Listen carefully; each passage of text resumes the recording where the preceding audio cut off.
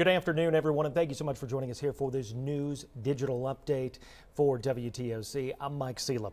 All eyes, of course, on the East Coast as we watch the projected path of Hurricane Florence. This is a major hurricane. It's been quickly strengthening today. Now it is a Category 4 storm. That means winds 130 miles per hour and above. We head to meteorologist Cutter Martin for a detailed breakdown of why strength and size are not always related. Hey everyone, want to spend time honing in on a specific part of the forecast that I think needs a little bit more attention. We must remember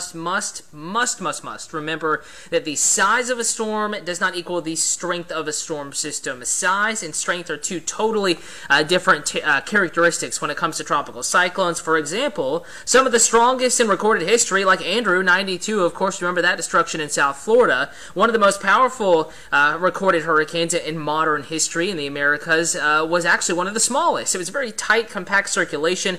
A lot of times, some of our strongest hurricanes tend to be smaller in size, like Harvey, a recent example from last year. And this one is pretty compact as well. In yellow, the extent of tropical storm force winds, sustained winds at or greater than 39 miles per hour. And this is actually the maximum extent of those winds plotted here. Of course, they don't want to play any games at the Hurricane Center. They're going to go ahead and give you the worst case, the maximum extent of tropical storm force winds away from the center of the circulation. Out in the ocean now, let's go forward in time.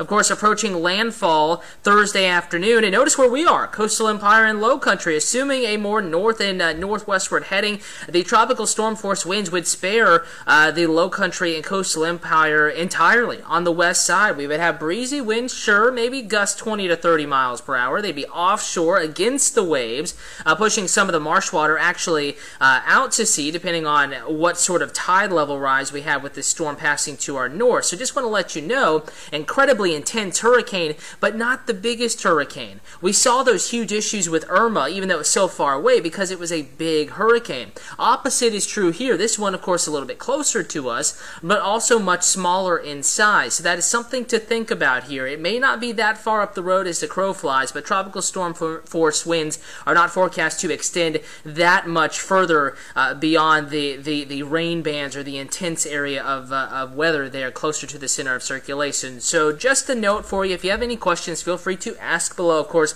I'll do my best to get to all those, answer any questions that you may have.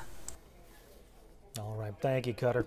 Well, the so-called hurricane hunters have been flying their planes into Hurricane Florence trying to collect data. One of those planes is a Gulfstream jet. Here is video from a flight yesterday. At least two more flights were scheduled for today. The Gulfstream jet completed one flight this morning and is currently in the air for a second pass into Florence. Well, as more information flows in from these flights, forecasters are getting a better idea of where Florence may go. But it's always important to be prepared. Our Amanda LeBreau shows us how people in Beaufort County are getting ready just in case. Hey guys, it's Amanda LeBreau out here in Bluffton today. We are looking at Hurricane Florence preparations, and if you can tell, generators, just lots and lots of generators sitting outside of Hughes or Ace Hardware here in Bluffton, and they say the line and the people have just been coming nonstop. They say they've sold about 20 to 30 generators over the weekend, and people are now getting the other supplies they need, like gas cans, to make sure those generators stay running. Of course, people are also purchasing sandbags in case they have to worry about flooding, and of course batteries and flashlights if they lose power or need those batteries to supply some other things, getting phones charged, things like that, to make sure that they are prepared for whatever happens to come our way, and of course hoping nothing does come this way. We are talking to people who are preparing for their first hurricane season, how hardware stores like this have learned from past years about what you need and what they need to supply you with to prepare for hurricane season, as well as local elected officials. We're also expecting an update from the state level a little later this afternoon. Of course, we will be